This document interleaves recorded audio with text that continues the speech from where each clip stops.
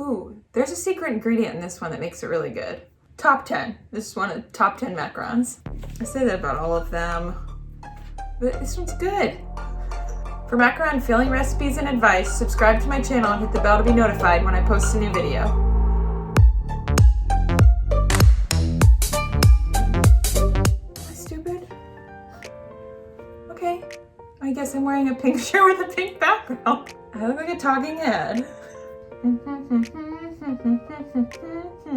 Well, the recipe's here, just trust me. This is Michelle from Michelle's Macarons, and this is my Snickerdoodle Macaron Filling Recipe. If you haven't already, check out this macaron video where I go into great detail explaining how to make these. Okay, so put the almond flour and the powdered sugar into a fine mesh sieve and sift that twice. Beat the egg whites on low speed until it's slightly frothy and there's tiny bubbles in it.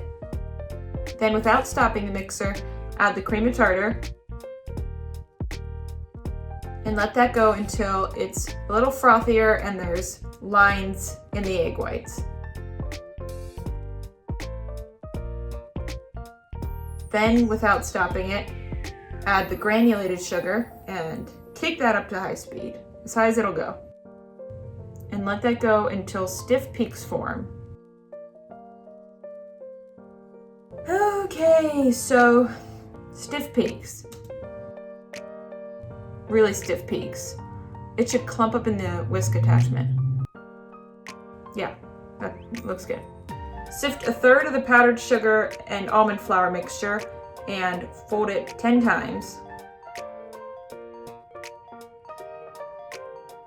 Then sift another third and fold 10 more times.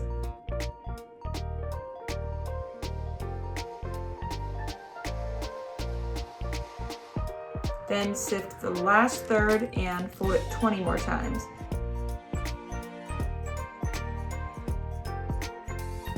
Okay, now keep folding until the batter will ribbon off the spatula. And you don't want to fold it too many times or the macarons won't develop feet when you bake them and they'll be real flat.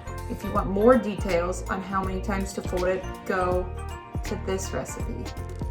Don't even start watching this until you've seen that recipe. Then after you've folded about 10 more times, test it by taking some of the batter on the spatula and letting it ribbon down into the batter. Then once it's ready, pour it into a piping bag and pipe it out onto, I like slip mat, but do whatever you want. Some people like parchment. In my frequently asked question videos, I talk about whether I like parchment or slip mat. Oh, now you sprinkle on the cinnamon sugar mixture.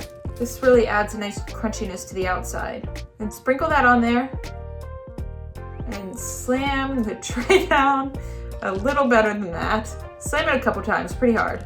Okay, then let those dry for 20 to 30 to 60 to 70 to 80 to 90 minutes.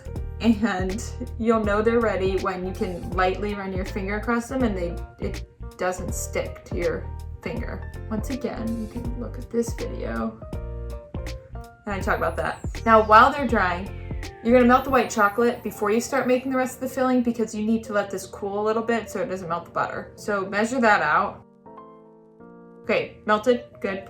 Now you're gonna add the butter, then the powdered sugar, and the heavy cream. And turn the mixer on to low speed because you don't want to crank it up to high and have that fly everywhere. So just until it's incorporated kind of. Then you're going to add the cinnamon and the vanilla extract, real vanilla extract. Then turn the mixer on low again until it's incorporated. Then turn it up to high speed, let it go for a bit.